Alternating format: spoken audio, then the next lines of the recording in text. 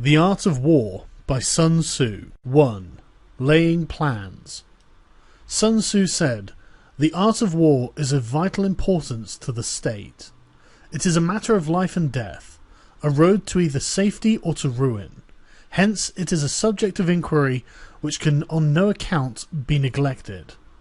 The art of war, then, is governed by 5 constant factors, to be taken into account in one's deliberations, when seeking to determine the conditions obtaining in the field. These are 1. The moral law, 2. Heaven, 3. Earth, 4. The commander, 5. Method and discipline. The moral law causes people to be in complete accord with their ruler, so that they will follow him regardless of their lives, undismayed by any danger. Heaven signifies night and day, cold and heat, times and seasons. Earth comprises distances great and small, danger and security, open ground and narrow passes, and the chances of life and death. The commander stands for the virtues of wisdom, sincerely, benevolence, courage and strictness.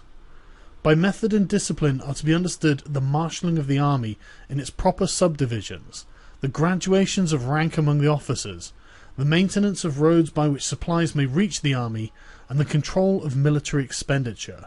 These 5 heads should be familiar to every general. He who knows them will be victorious. He who knows them not will fail. Therefore, in your deliberations, when seeking to determine the military conditions, let them be made the basis of a comparison, in this wise, which of the 2 sovereigns is imbued with the moral law? Which of the 2 generals has the most ability? With whom lies the advantages derived from heaven and earth? On which side is discipline most rigorously enforced? Which army is stronger? On which side are officers and men more highly trained? In which army is there the greater constancy in both reward and punishment? The general that hearkens to my counsel and acts upon it will conquer. Let such a one be retained in command. The general that hearkens not to my counsel, nor acts upon it, will suffer defeat. Let such a one be dismissed. While heading the profit of my counsel, avail yourself also of any helpful circumstances over and beyond the ordinary rules. According as circumstances are favourable, one should modify one's plans. All warfare is based on deception. Hence, when able to attack, we must seem unable. When using our forces, we must seem inactive. When we are near, we must make the enemy believe that we are far away, and when far away, we must make him believe that we are near. Hold out baits to entice the enemy, feign disorder, and crush him. If he is secure at all points, be prepared for him. If he is superior in strength, evade him. If your opponent is of choleric temper, seek to irritate him. Pretend to be weak, that he may grow arrogant. If he is taking his ease, give him no rest. If his forces are united, separate them. Attack him where he is unprepared, appear where you are not expected. These military devices, leading to victory, must not be divulged beforehand. Now the general who wins a battle makes many calculations in his temple ere the battle is fought. The general who loses a battle makes but few calculations beforehand. Thus do many calculations lead to victory, and few calculations lead to defeat. How much more no calculation at all? It is by attention to this point that I can foresee who is likely to win or lose. 2. Waging war. Sun Tzu said, "In the operations of war, where there are in the field 1,000 swift chariots, as many heavy chariots, and 100,000 mail-clad soldiers, with provisions enough to carry them 1,000 li, the expenditure at home and at the front, including entertainment of guests, small items such as glue and paint, and sums spent on chariots and armour, will reach the total of 1,000 ounces of silver per day. Such is the cost of raising an army of 100,000 men. When you engage in actual fighting, if victory is long in coming, then men's weapons will grow dull and their ardour will be dampened. If you lay siege to a town, you will exhaust your strength. Again, if the campaign is protracted, the resources of the state will not be equal to the strain. Now, when your weapons are dulled, your ardour dampened, your strength exhausted and your treasure spent, other chieftains will spring up to take advantage of your extremity. Then no man, however wise, will be able to avert the consequences that must ensue. Thus, though we have heard of stupid haste in war, cleverness has never been associated with long delays. There is no instance of a country having benefited from prolonged warfare. It is only one who is thoroughly acquainted with the evils of war that can thoroughly understand the profitable way of carrying it on.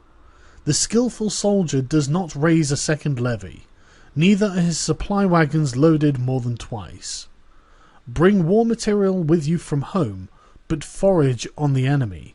Thus the army will have food enough for its needs. Poverty of the state exchequer causes an army to be maintained by contributions from a distance. Contributing to maintain an army at a distance causes the people to be impoverished. On the other hand, the proximity of an army causes prices to go up, and high prices cause the people's substance to be drained away. When their substance is drained away, the peasantry will be afflicted by heavy exactions. With this loss of substance and exhaustion of strength, the homes of the people will be stripped bare, and 3/10 of their income will be dissipated, while government expenses for broken chariots, worn-out horses, breastplates and helmets, bows and arrows, spears and shields, protective mantles, draft oxen and heavy wagons will amount to 4/10 of its total revenue. Hence a wise general makes a point of foraging on the enemy. 1 cartload of the enemy's provisions is equivalent to 20 of one's own, and likewise a single picul of his provender is equivalent to 20 from one's own store. Now, in order to kill the enemy, our men must be roused to anger. That there may be advantage from defeating the enemy, they must have their rewards. Therefore, in chariot fighting, when 10 or more chariots have been taken, those should be rewarded who took the first. Our own flags should be substituted for those of the enemy, and the chariots mingled and used in conjunction with ours. The captured soldiers should be treated kindly and kept. This is called using the conquered foe to augment one's own strength. In war, then, let your great object be victory, not lengthy campaigns. Thus it may be known that the leader of armies is the arbiter of the people's fate, the man on whom it depends whether the nation shall be in peace or in peril. 3. Attack by stratagem. Sun Tzu said, "In the practical art of war, the best thing of all is to take the enemy's country whole and intact. To shatter and destroy it is not so good. So too, it is better to recapture an army entire than to destroy it, to capture a regiment, a detachment, or a company entire than to destroy them. Hence, to fight and conquer in all of your battles is not supreme excellence. Supreme excellence consists in breaking the enemy's resistance without fighting. Thus, the highest form of generalship is to balk the enemy's plans. The next best is to prevent the junction of the enemy's forces. The next in order is to attack the enemy's army in the field, and the worst policy of all is to besiege walled cities. The rule is not to besiege walled cities if it can possibly be avoided. The preparation of mantlets, movable shelters, and other various implements of war will take up 3 whole months, and the piling up of mounds over and against the walls will take 3 months more. The general, unable to control his irritation, will launch his men to the assault like swarming ants, with the result that 1/3 of his men are slain, while the town remains untaken.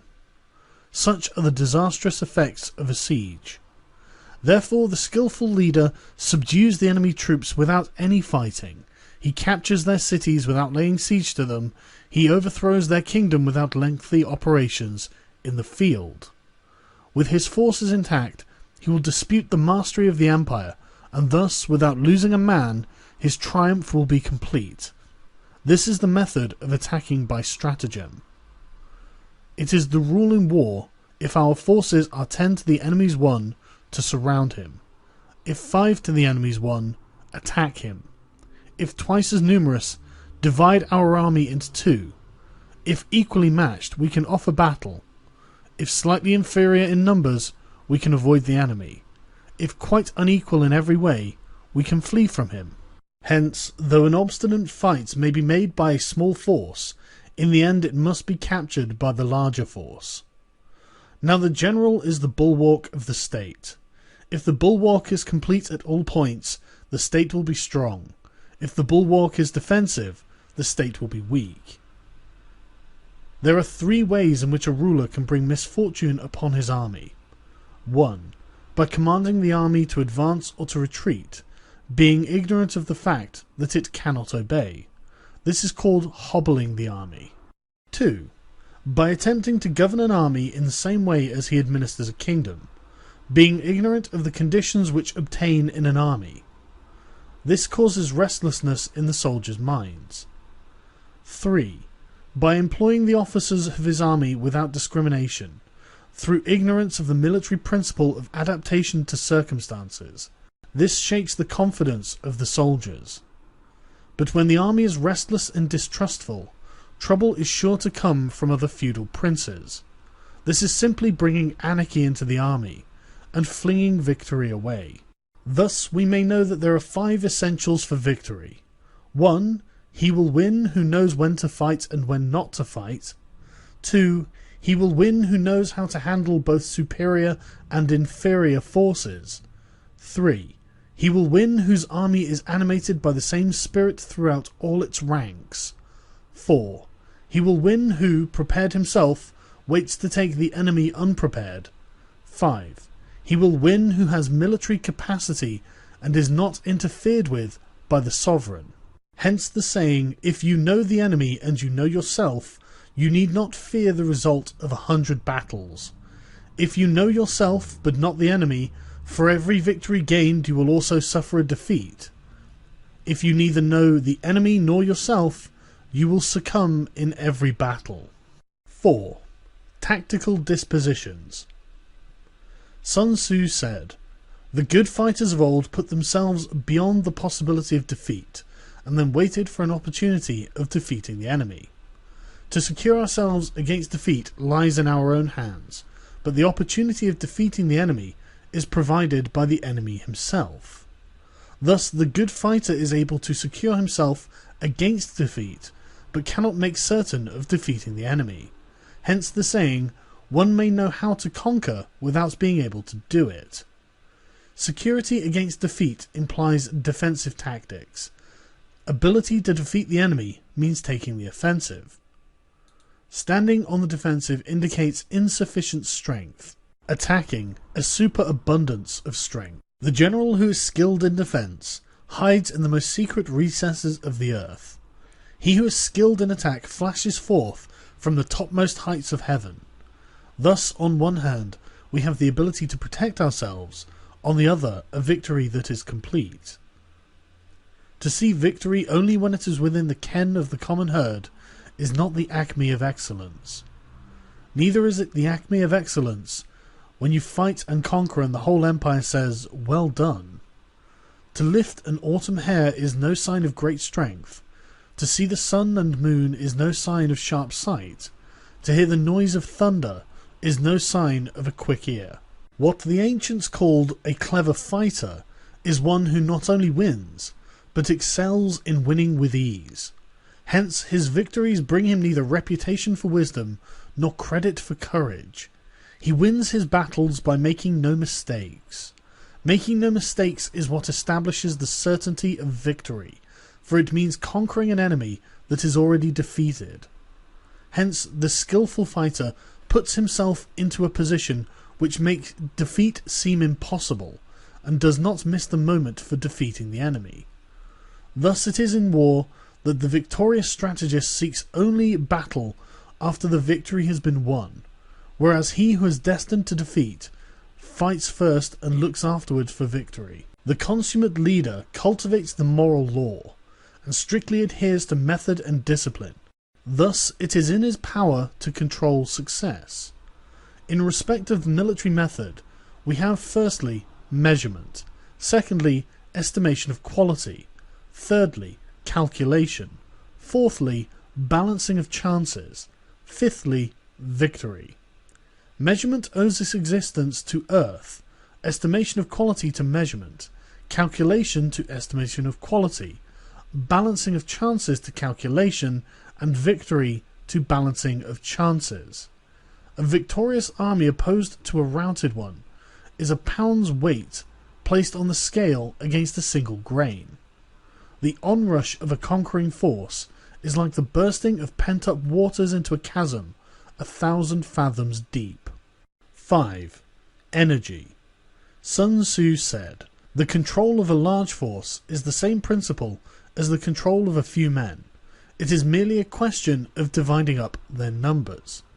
Fighting with a large army under your command is nowise different from fighting with a small one. It is merely a question of instituting signs and signals. To ensure that your whole host may withstand the brunt of an enemy's attack and remain unshaken, this is effected by maneuvers, direct and indirect. That the impact of your army may be like a grindstone dashed against an egg, this is effected by the science of weak points and strong. In all fighting, the direct method may be used for joining battle, but indirect methods will be needed in order to secure victory. Indirect tactics, efficiently applied, are inexhaustible as heaven and earth, unending as the flow of the rivers and streams. Like the sun and moon, they end but to begin anew. Like the 4 seasons, they pass away to return once more. There are not more than 5 musical notes, yet the combination of these 5 gave rise to more melodies than can ever be heard. There are not more than 5 primary colours, blue, yellow, red, white and black, yet in any combination they produce more hues that can never be seen. There are not more than 5 cardinal tastes, sour, acrid, salt, sweet and bitter, yet combinations of them yield more flavours than can ever be tasted. In battle, there are not more than 2 methods of attack, the direct and the indirect, yet these 2 in combination can give rise to an endless series of manoeuvres. The direct and indirect lead on to each other in turn. It is like moving in a circle, you never come to an end. Who can exhaust the possibilities of their combination? The onset of troops is like the rush of a torrent, which will even roll stones along in its course. The quality of decision is like the well-timed swoop of a falcon, which enables it to strike and destroy its victim. Therefore the good fighter will be terrible in his onset and prompt in his decision. Energy may be likened to the bending of a crossbow, decision to the releasing of a trigger. Amid the turmoil and tumult of battle, there may be seeming disorder, and yet no real disorder at all. Amid confusion and chaos, your array may be without head or tail, yet it will be proof against defeat. Simulated disorder postulates perfect discipline. Simulated fear postulates courage. Simulated weakness postulates strength. Hiding order beneath the cloak of disorder is simply a question of subdivision. Concealing courage under a show of timidity presupposes a fund of latent energy. Masking strength with weakness is to be effected by tactical dispositions. Thus, one who is skillful at keeping the enemy on the move maintains deceitful appearances, according to which the enemy will act. He sacrifices something that the enemy may snatch at it. By holding out baits, he keeps him on the march. Then with a body of picked men he lies in wait for him. The clever combatant looks to the effect of combined energy, and does not require too much from individuals. Hence his ability to pick out the right men and utilize combined energy.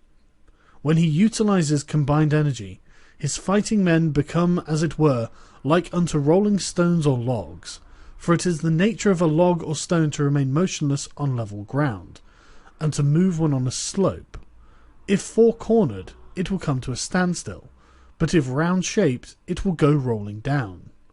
Thus the energy developed by good fighting men is as the momentum of a round stone rolled down a mountain thousands of feet in height. So much on the subject of energy.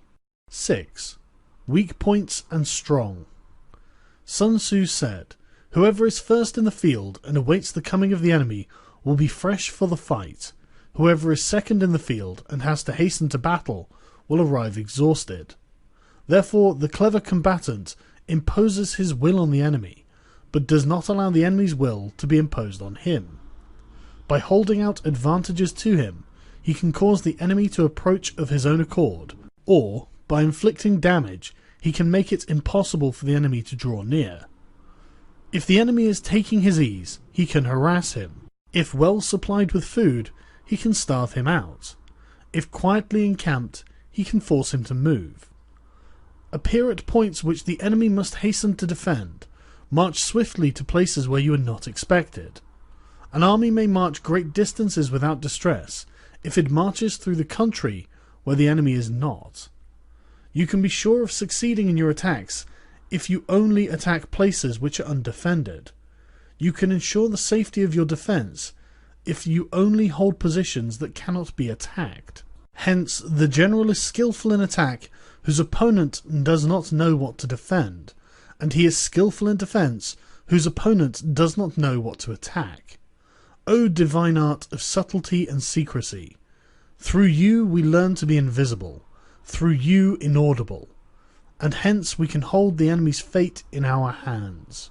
You may advance and be absolutely irresistible if you make for the enemy's weak points. You may retire and be safe from pursuit if your movements are more rapid than those of the enemy. If we wish to fight, we can prevent the enemy from engaging us even though the lines of our encampment be merely traced out on the ground. All we need to do is throw something odd and accountable in his way. By discovering the enemy's dispositions and remaining invisible ourselves, we can keep our forces concentrated while the enemy's must be divided.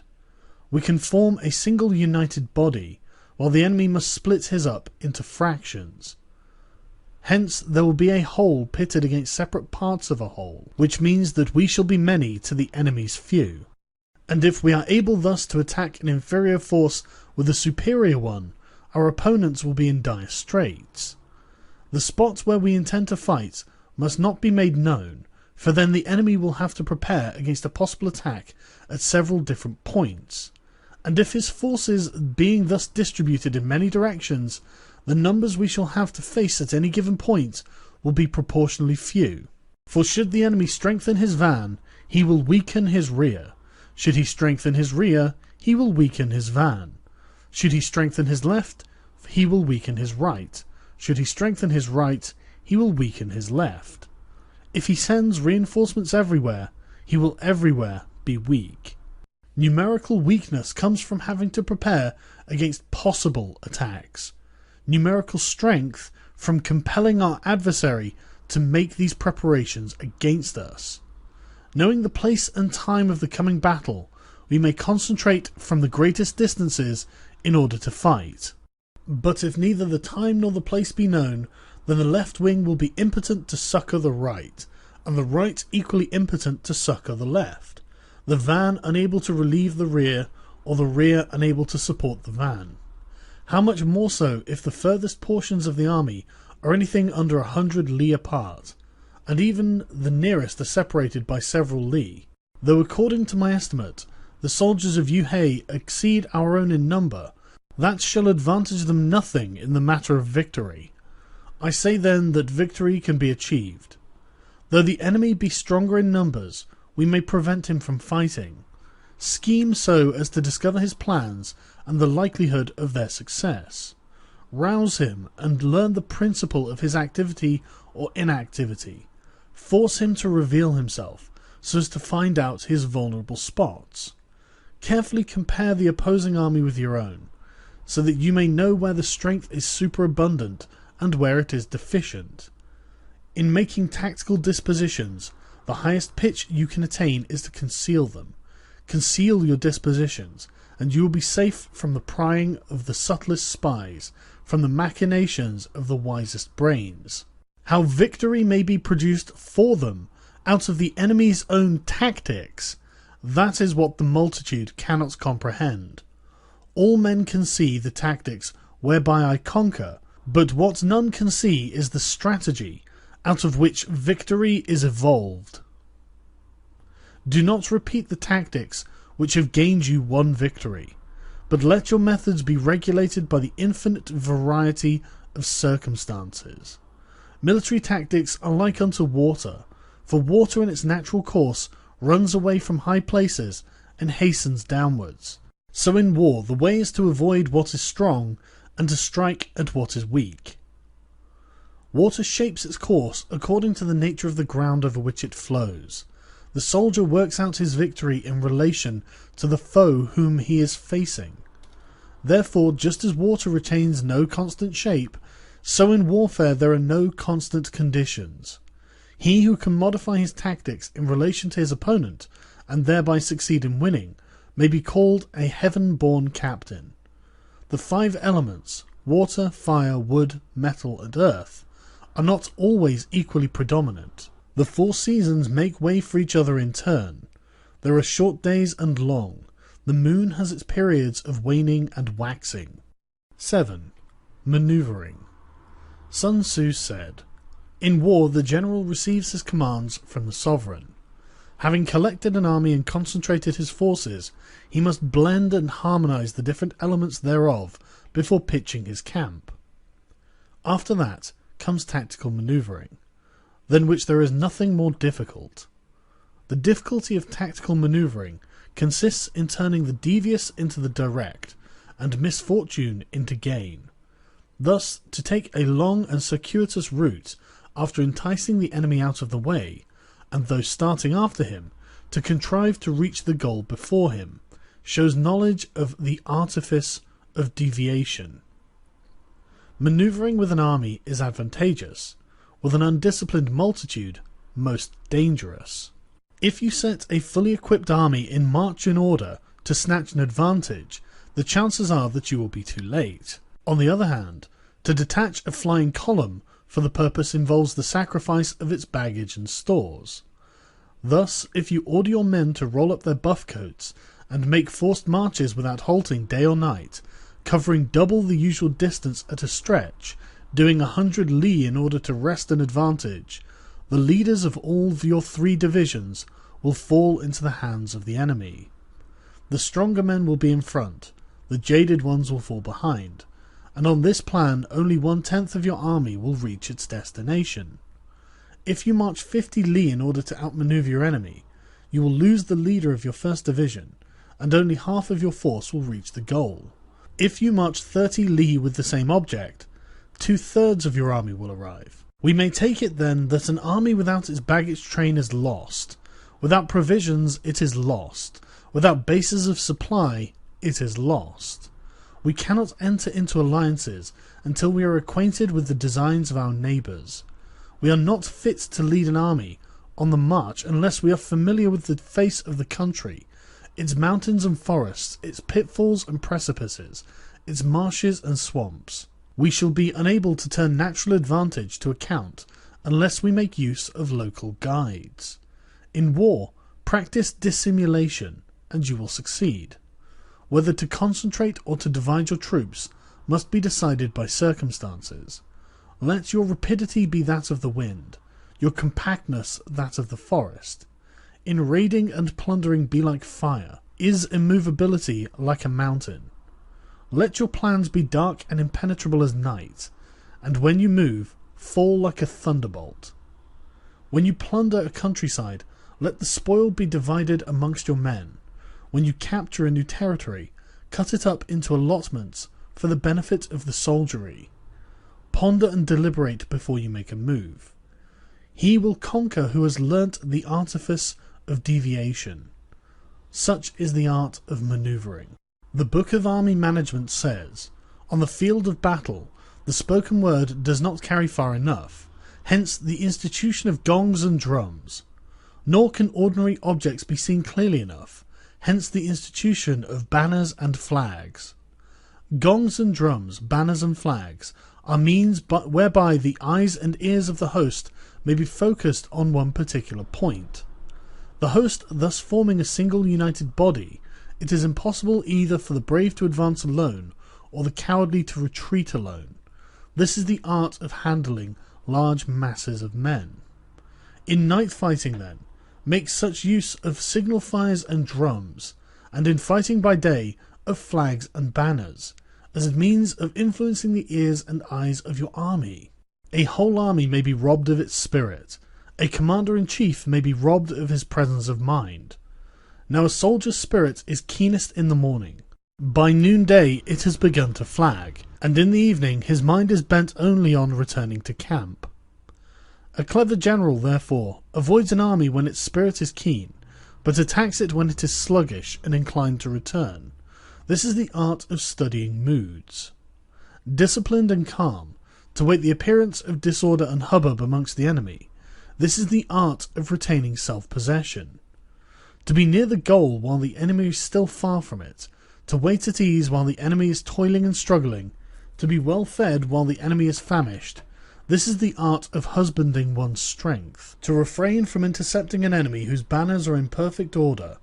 To refrain from attacking an army drawn up in calm and confident array. This is the art of studying circumstances. It is a military axiom not to advance uphill against the enemy, nor to oppose him when he comes downhill.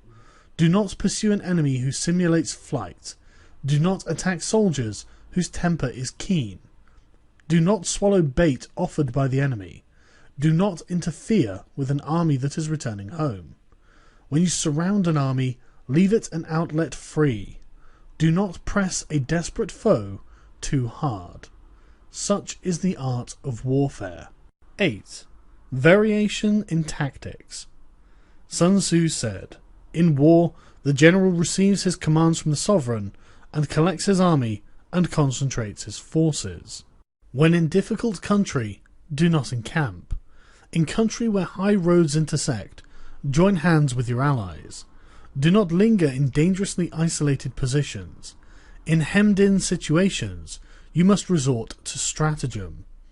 In desperate position, you must fight. There are roads which must not be followed, armies which must not be attacked, towns which must be besieged, positions which must not be contested, commands of the sovereign which must not be obeyed." The general who thoroughly understands the advantages that accompany variation of tactics knows how to handle his troops. The general who does not understand these may well be acquainted with the configuration of the country, yet he will not be able to turn his knowledge to practical account. So, the student of war who is unversed in the art of war, of varying his plans, even though he be acquainted with the 5 advantages, will fail to make best use of his men. Hence, in the wise leader's plans, considerations of advantage and of disadvantage will be blended together. If our expectation of advantage be tempered in this way, we may succeed in accomplishing the essential part of our schemes. If, on the other hand, in the midst of difficulties we are always ready to seize an advantage, we may extricate ourselves from misfortune. Reduce the hostile chiefs by inflicting damage on them, and make trouble for them, and keep them constantly engaged. Hold out specious allurements, and make them rush to any given point. The art of war teaches us to rely not on the likelihood of the enemy's not coming, but on our own readiness to receive him, not on the chance of his not attacking, but rather on the fact that we have made our position unassailable. There are 5 dangerous faults which may affect a general. 1. Recklessness, which leads to destruction. 2. Cowardice, which leads to capture.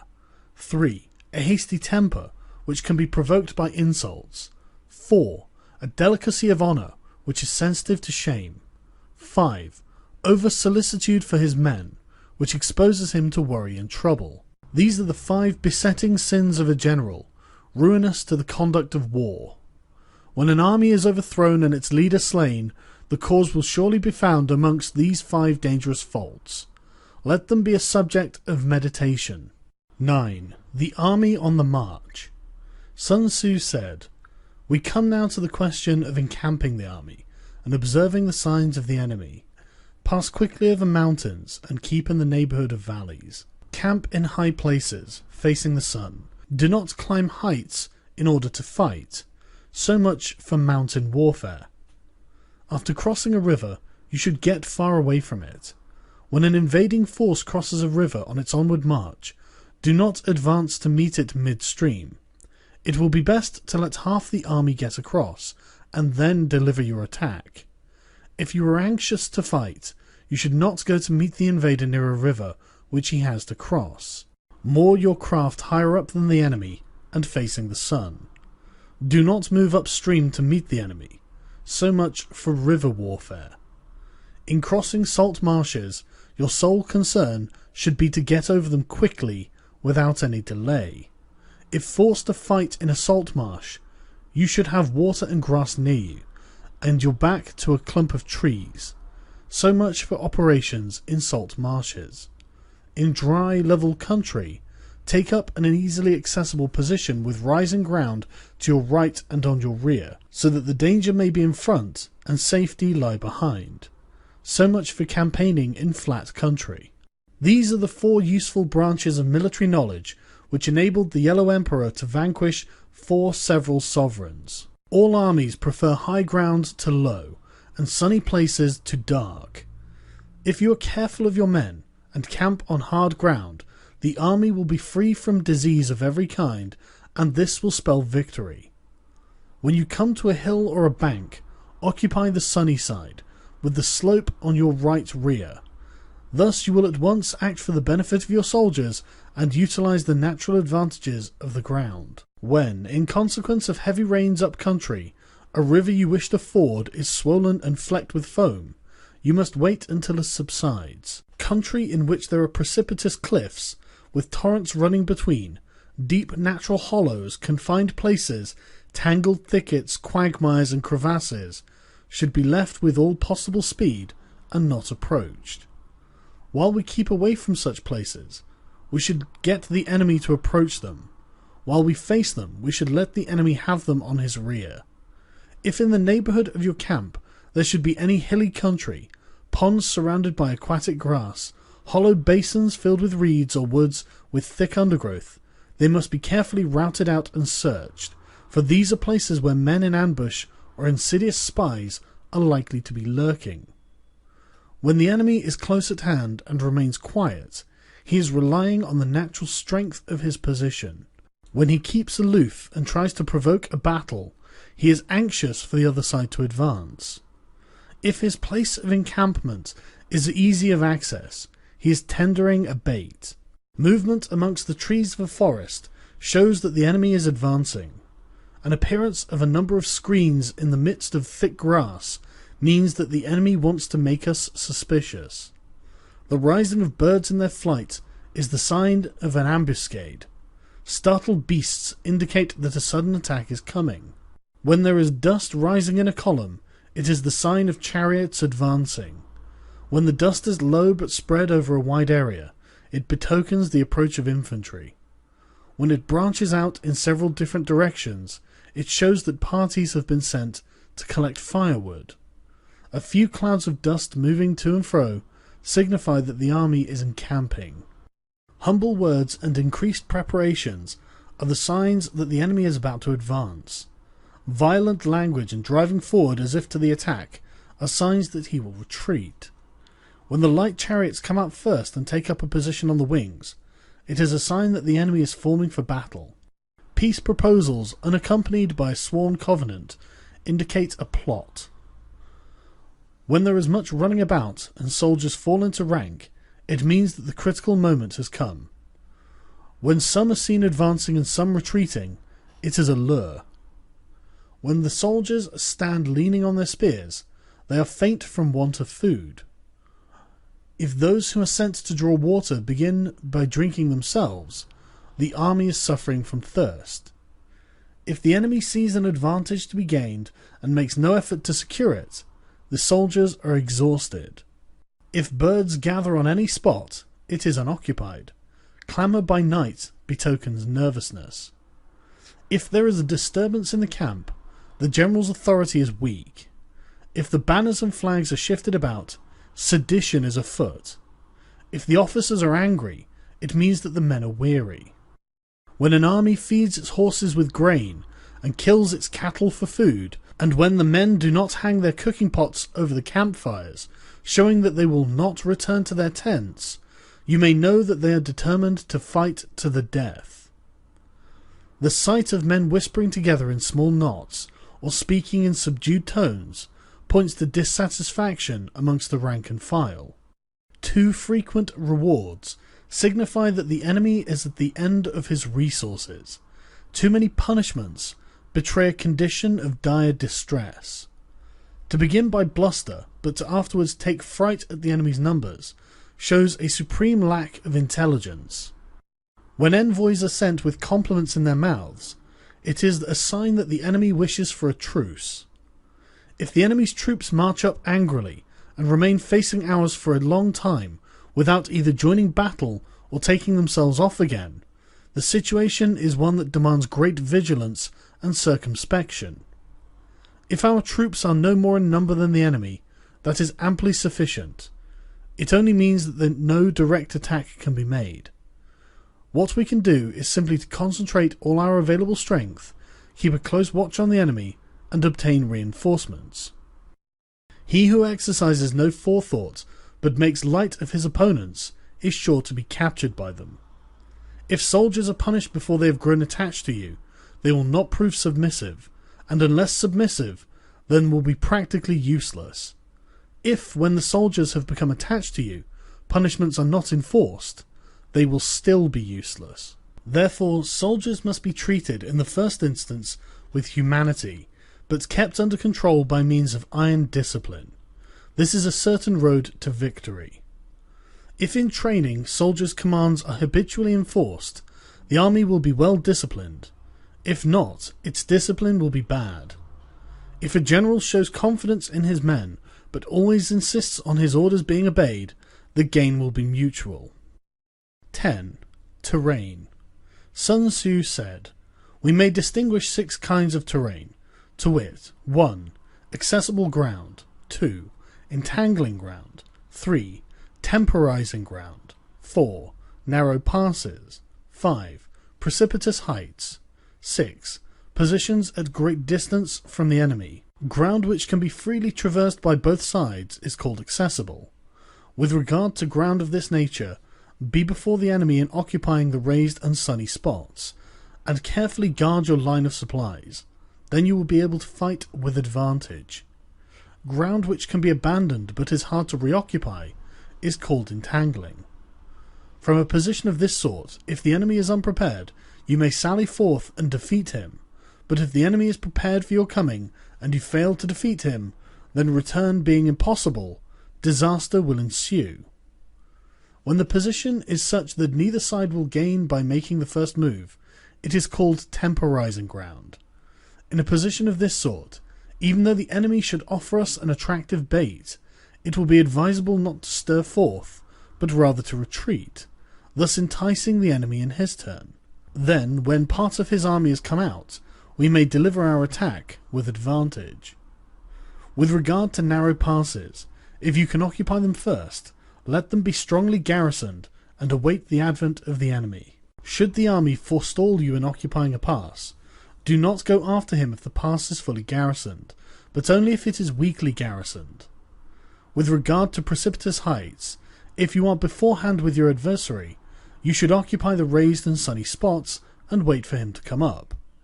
If the enemy has occupied them before you, do not follow him, but retreat and try to entice him away.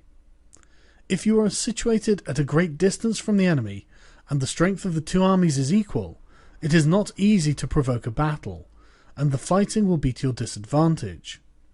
These are the 6 principles connected with the earth. The general who has attained a responsible post must be careful to study them. Now an army is exposed to 6 several calamities, not arising from natural causes, but from the faults from which the general is responsible. These are 1. Flight, 2. Insubordination, 3. Collapse, 4. Ruin, 5. Disorganization, and 6. rout. Other conditions being equal, if one force is hurled against another 10 times its size, the result will be the flight of the former. When the common soldiers are too strong and their officers too weak, the result is insubordination. When the officers are too strong and the common soldiers too weak, the result is collapse. When the higher officers are angry and insubordinate, and on meeting the enemy give battle on their own account from a feeling of resentment, before the commander-in-chief can tell whether or no he is in a position to fight, the result is ruin.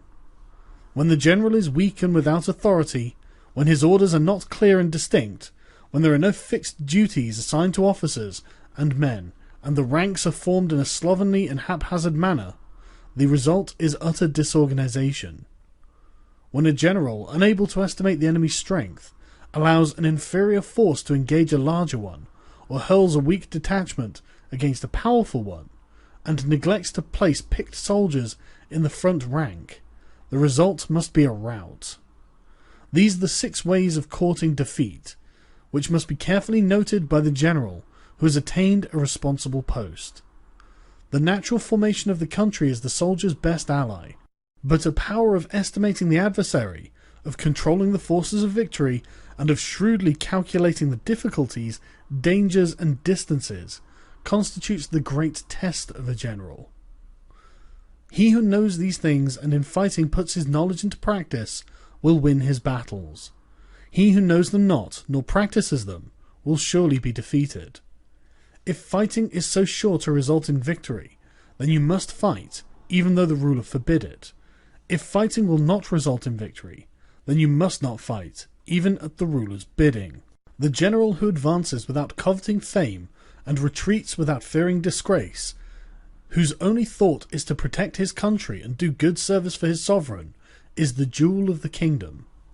Regard your soldiers as your children, and they will follow you into the deepest valleys. Look upon them as your own beloved sons, and they will stand by you even unto death. However, if you are indulgent, but unable to make your authority felt, kind-hearted, but unable to enforce your commands, and incapable, moreover, of quelling disorder, then your soldiers must be likened to spoilt children. They are useless for any practical purpose. If we know that our own men are in a condition to attack, but are unaware that the enemy is not open to attack, we have gone only halfway towards victory. If we know that the enemy is open to attack, but are unaware that our own men are not in a condition to attack, we have gone only halfway towards victory. If we know that the enemy is open to attack, and we also know that our men are in a condition to attack, but are unaware that the nature of the ground makes fighting impracticable, we have still only gone halfway towards victory. Hence, the experienced soldier, in one motion, is never bewildered. Once he has broken camp, he is never at a loss. Hence the saying, if you know your enemy, and you know yourself, your victory will not stand in doubt. If you know heaven and you know earth, you may make your victory complete. 11. The 9 situations. Sun Tzu said, the art of war recognizes 9 varieties of ground. 1. Dispersive ground. 2. Facile ground. 3. Contentious ground. 4. Open ground. 5. Ground of intersecting highways. 6. Serious ground. 7. Difficult ground. 8. Hemmed-in ground. And 9. Desperate ground. When a chieftain is fighting in his own territory, it is dispersive ground. When he has penetrated into hostile territory, but to no great distance, it is facile ground. Ground the possession of which imports great advantage to either side, it is contentious ground. Ground on which either side has liberty of movement is open ground. Ground which forms the key to 3 contiguous states, so that he who occupies it first has the most of the empire at his command, is a ground of intersecting highways. When an army has penetrated into the heart of a hostile country, leaving a number of fortified cities in its rear, it is serious ground. Mountain forests, rugged steeps, marshes and fens, all country that is hard to traverse, this is difficult ground. Ground which is reached through narrow gorges, and from which we can only retire by tortuous paths, so that a small number of the enemy would suffice to crush a large body of our men, this is hemmed-in ground. Ground on which we can only be saved from destruction by fighting without delay is desperate ground. On dispersive ground, therefore, fight not. On facile ground, halt not. On contentious ground, attack not. On open ground, do not try to block the enemy's way. On the ground of intersecting highways, join hands with your allies. On serious ground, gather in plunder. On difficult ground, keep steadily on the march. On hemmed-in ground, resort to stratagem. On desperate ground, fight. Those who were called skillful leaders of old knew how to drive a wedge between the enemy's front and rear, to prevent cooperation between his large and small divisions, to hinder the good troops from rescuing the bad, from the officers from rallying their men. When the enemy's men were united, they managed to keep them in disorder. When it was to their advantage, they made a forward move. When otherwise, they stopped still. If asked how to cope with a great host of the enemy in orderly array and on the point of marching to the attack, I should say, begin by seizing something which your opponent holds dear. Then he will be amenable to your will. Rapidity is the essence of war. Take advantage of the enemy's unreadiness. Make your way by unexpected routes, and attack unguarded spots. The following are the principles to be observed by an invading force. The further you penetrate into a country, the greater will be the solidarity of your troops, and thus the defenders will not prevail against you. Make forays into fertile country in order to supply your army with food. Carefully study the well-being of your men, and do not overtax them. Concentrate your energy and hoard your strength. Keep your army continually on the move, and devise unfathomable plans. Throw your soldiers into positions whence there is no escape, and they will prefer death to flight. If they will face death, there is nothing that they may not achieve. Officers and men alike will put forth their utmost strength. Soldiers, when in desperate straits, lose the sense of fear. If there is no place of refuge, they will stand firm. If they are in hostile country, they will show a stubborn front. For if there is no help for it, they will fight hard. Thus, without waiting to be marshalled, the soldiers will constantly be on the qui-vive. Without waiting to be asked, they will do your will. Without restrictions, they will be faithful. Without giving orders, they can be trusted. Prohibit the taking of omens, and do away with superstitious doubts. Then, until death itself comes, no calamity need be feared. If our soldiers are not overburdened with money, it is not because they have a distaste for riches. If their lives are not unduly long, it is not because they are disinclined to longevity. On the day they are ordered out to battle, your soldiers may weep, those sitting up bedewing their garments, and those lying down letting the tears run down their cheeks. But let them once be brought to bay, and they will display the courage of a Chu or a Q. The skillful tactician may be likened to the Shuai Yuan. Now the Shuai Yuan is a snake that is found amongst the Chuung Mountains. Strike at its head, and you will be attacked by its tail. Strike at its tail, and you will be attacked by its head. Strike at its middle, and you will be attacked by head and tail both. Asked if an army can be made to imitate the Shuai Yuan, I should answer yes, for the men of Wu and the men of Ye are enemies, yet if they are crossing a river in the same boat and are caught by a storm, they will come to each other's assistance, just as the left hand helps the right. Hence it is not enough to put one's trust in the tethering of horses and the burying of chariot wheels into the ground. The principle on which to manage an army is to set up one standard of courage which all must reach. How to make the best of both strong and weak, that is a question involving the proper use of ground. Thus the skillful general conducts his army just as though he were leading a single man, willy-nilly by the hand. It is the business of a general to be quiet, and thus ensure secrecy, upright and just, and thus maintain order. He must be able to mystify his officers and men by false reports and appearances, and thus keep them in total ignorance. By altering his arrangements and changing his plans, he keeps the enemy without definite knowledge. By shifting his camp and taking circuitous routes, he prevents the enemy from anticipating his purpose. But at the critical moment, the leader of an army acts like one who has climbed up a height and then kicks away the ladder behind him. He carries his men deep into hostile territory before he shows his hand. He burns his boats and breaks his cooking pots like a shepherd driving a flock of sheep. He drives his men this way and that, and knows nothing whither he is going. To muster his host and bring it into danger, this may be termed the business of a general. The different measures suited to the 9 varieties of ground, the expediency of aggressive or defensive tactics, the fundamental laws of human nature, these are the things that must most certainly be studied. When invading hostile territory, the general principle is that penetrating deeply brings cohesion, but penetrating but a short way means dispersion. When you leave your own country behind and take your army across neighbourhood territory, you find yourself on critical ground. When there are means of communication on all 4 sides, the ground is one of intersecting highways. When you penetrate deeply into a country, it is serious ground, but when you penetrate a little way, it is facile ground.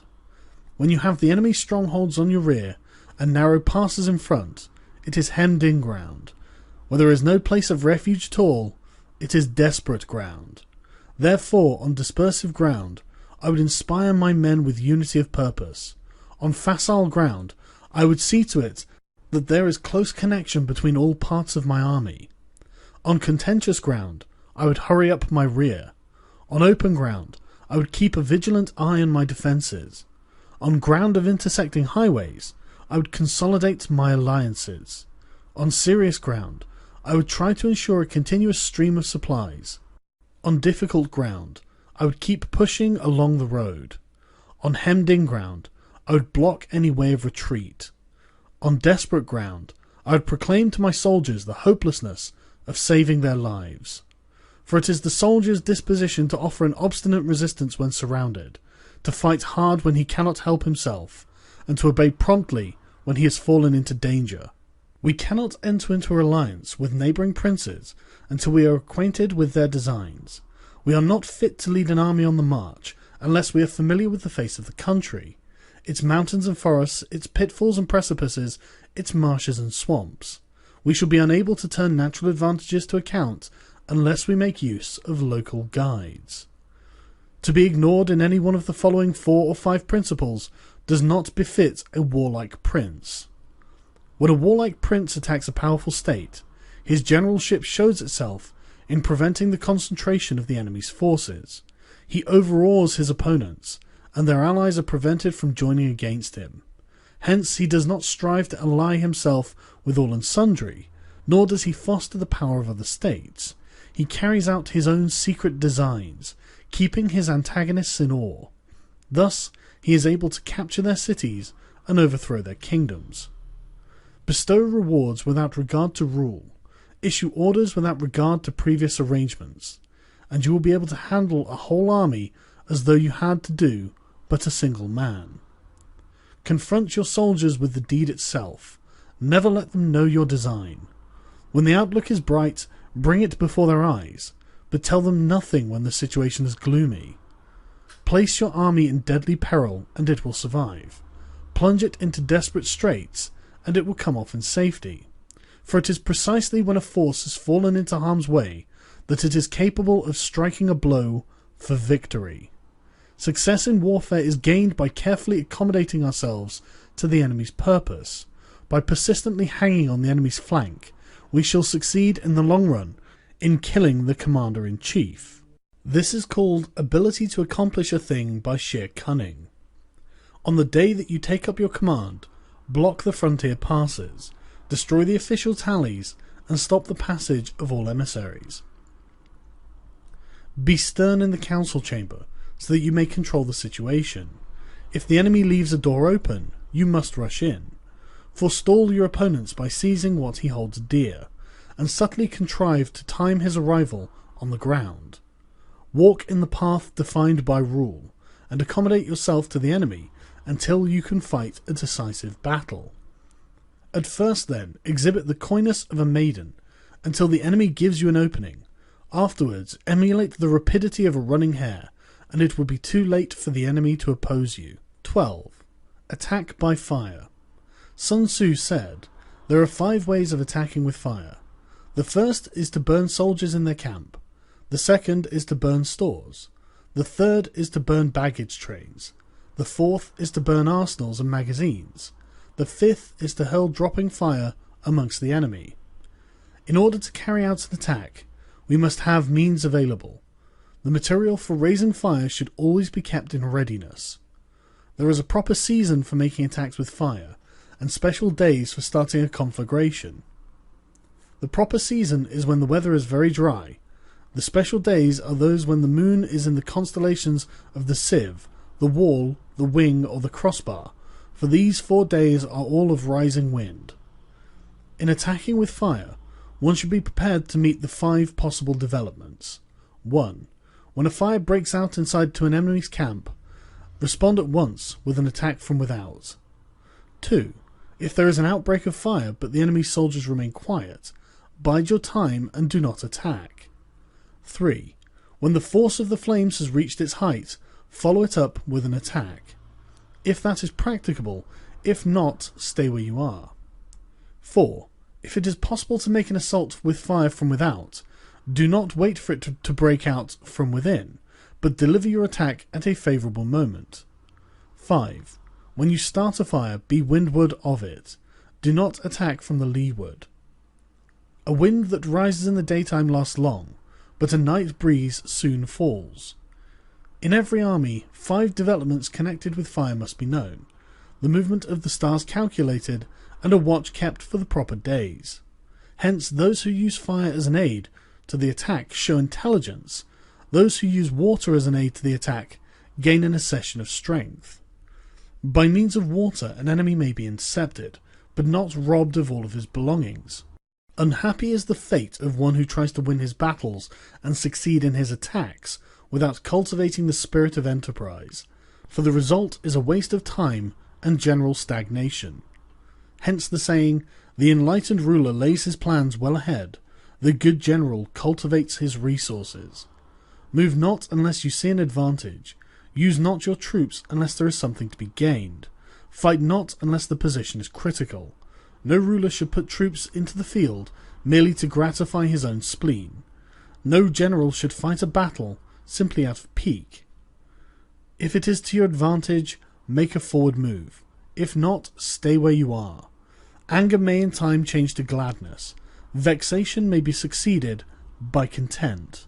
But a kingdom that has once been destroyed can never again come into being, nor can the dead ever be brought back to life. Hence the enlightened ruler is heedful, and the good general full of caution. This is the way to keep a country at peace and an army intact. 13. The use of spies. Sun Tzu said, "Raising a host of 100,000 men and marching them great distances entails heavy loss on the people and a drain on the resources of the state. The daily expenditure will amount to 1,000 ounces of silver. There will be a commotion at home and abroad, and men will drop down exhausted on the highways. As many as 700,000 families will be impeded in their labour. Hostile armies may face each other for years, striving for the victory which is decided in a single day. This being so, to remain in ignorance of the enemy's condition, simply because one grudges the outlay of a few 100 ounces of silver in honours and emoluments, is the height of inhumanity. One who acts thus is no leader of men, no present help to his sovereign, and no master of victory. Thus, what enables the wise sovereign and the good general to strike and conquer and achieve things beyond the reach of ordinary men is foreknowledge. Now this foreknowledge cannot be elicited from spirits, it cannot be obtained inductively from experience, nor by any deductive calculation. Knowledge of the enemy's dispositions can only be obtained from other men. Hence the use of spies, there are 5 classes. 1. Local spies. 2. Inward spies. 3. Converted spies. 4. Doomed spies. 5. Surviving spies. When these 5 kinds of spy are all at work, none can discover the secret system. This is what is called divine manipulation of the threads. It is the sovereign's most precious faculty. Having local spies means employing the services of inhabitants of a district. Having inward spies, making use of the officials of the enemy. Having converted spies, getting hold of the enemy spies and using them for our own purposes. Having doomed spies, doing certain things openly for purposes of deception and allowing our spies to know of them and report them to the enemy. Surviving spies are finally those who bring back news from the enemy's camp. Hence it is that which none in the whole army are more intimate relations to be maintained than with spies. None should be more liberally rewarded. In no other business should greater secrecy be preserved.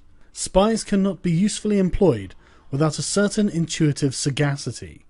They cannot be properly managed without benevolence and straightforwardness. Without subtle ingenuity of mind, one cannot make certain the truth of their reports. Be subtle, and use your spies for every kind of business. If a secret piece of news is divulged by a spy before the time is ripe, he must be put to death together with the man to whom the secret was told. Whether the object be to crush an army, to storm a city, or to assassinate an individual, it is always necessary to begin by finding out the names of the attendants, the aides de camp, the doorkeepers and sentries of the general in command. Our spies must be commissioned to ascertain these. The enemy's spies who have come to spy on us must be sought out, tempted with bribes, led away and comfortably housed. Thus they will become converted spies and available for our service. It is through the information brought by the converted spy that we are able to acquire and employ local and inward spies. It is owing to his information again that we can cause the doomed spy to carry false tidings to the enemy. Lastly, it is by his information that the surviving spy can be used on appointed occasions. The end and aim of all spying in its 5 varieties is knowledge of the enemy, and this knowledge can only be derived in the first instance from the converted spy. Hence it is essential that the converted spy be treated with the utmost liberality. Of old, the rise of the Yin dynasty was due to Ai Chi, who had served under Hisa. Likewise, the rise of the Chu dynasty was due to Liu Ya, who had served under Yin. Hence, it is only the enlightened ruler and the wise general who will use the highest intelligence of the army for purposes of spying and thereby achieve great results. Spies are a most important element in water because on them depends an army's ability to move.